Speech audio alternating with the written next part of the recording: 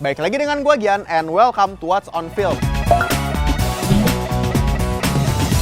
Kenapa film Impetigore atau Perempuan Tanah Jahanam itu dianggap lebih bagus daripada Midsommar? Gue mau share nih beberapa aspek kenapa film Perempuan Tanah Jahanam itu dianggap lebih bagus dari Midsommar bahkan di Rotten Tomatoes. Jadi guys, balik lagi nih, ini bukan valid bahwa film A lebih bagus daripada film B. Semua tergantung lo yang nonton. Dan film Perempuan Tanah Jahanam versi luarnya Impetigore dan film Midsommar itu keduanya adalah film folk horror yang luar biasa bikin gak nyaman in a good way. Folk horror itu adalah subgenre yang mengangkat teror dari kultur, agama, ritual, dan gore. Dan biasanya mencakup selebrasi dan tradisi sebuah tempat. Kalau misalnya kita lihat di Rotten Tomatoes itu walaupun dari jumlah reviewersnya itu beda, dan di sini kita melihat dua angka, Midsommar itu 83%, sedangkan Perempuan Tanah Jahanam itu 93%. Ini dua-duanya sama-sama bagus ya. Tapi kenapa kedua film ini dibandingkan? Karena konteksnya sama. Keduanya tentang orang yang memang gak sengaja nyasar ke desa yang terisolasi, terus mempraktekkan ritual, kutukan, kanibalisme, dan kelahiran cacat. Dan keduanya menggunakan kultur masing-masing yang berlatar belakang itu udah bertahun-tahun. Kalau dari Marianne Phillips di Screen Rant, menurut dia hal yang membuat Perempuan Tanah Jahanam lebih oke dari Midsommar itu terletak di momen teror itu hadir.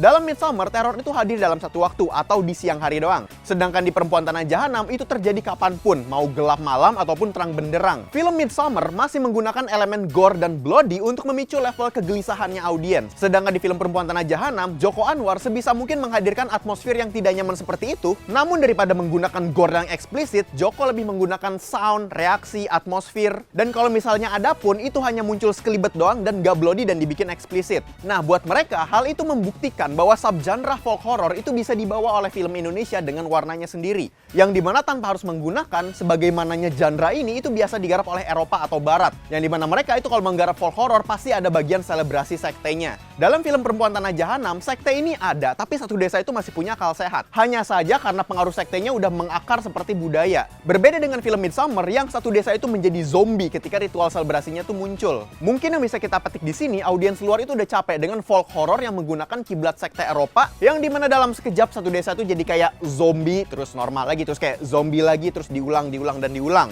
Nah, kalau misalnya menurut gue pribadi, hal yang gue rasa itu Perempuan Tanah Jahanam itu lebih baik dari Midsommar, itu terletak di penokohan karakter lain selain karakter utamanya. Dalam Midsommar, penduduknya menurut gue itu dibuat untuk mendukung betapa dinginnya mereka ketika ritualnya itu muncul. Jadi satu desa itu semuanya manipulatif dan gak ada akal sehat yang notice bahwa ini tuh ada yang salah gitu dari desa ini. Terlalu dibuat mindless zombie, jadi audiens itu harus manut bahwa desa ini memang begini semua orangnya. Nah, tapi dalam film Perempuan Tanah Jahanam, walaupun world buildingnya itu tetap dibikin seperti itu, karena ini adalah desa jahanam, gue merasa Joko Anwar tuh tetap bisa menaruh sisi manusia dari setiap warganya.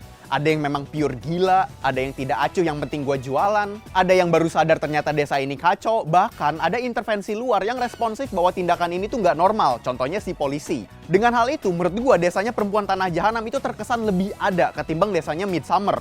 Tapi kalau misal gue pribadi jujur, gue tuh lebih ngenes memang pas nonton filmnya Midsommar. Kalau menurut kalian gimana nih secara personal tentang kedua film folk horror ini? Setuju nggak sama ratingnya di Rotten Tomatoes? Mungkin dari sini juga ada yang bisa kita pelajarin. Speaking of pelajar, kalau lu masih pelajar dan main Mobile Legends, lu harus ikut ke turnamennya Piala Menpora Esports 2020 Axis. Dan kalau misalkan penasaran gimana regulasinya dan berapa sih hadiahnya, lu bisa langsung cek ke official websitenya ke pialamenporaesports.espl.id. Langsung aja cek. Dan kalau misalkan suka dengan seputar film dan game, lu bisa cek ke website kita kincir.com, karena di situ pembahasan soal film dan game lu bisa langsung aja ke dalam websitenya. Oke, cukup sekian untuk What's on Film kali ini. Sampai jumpa di What's on berikutnya.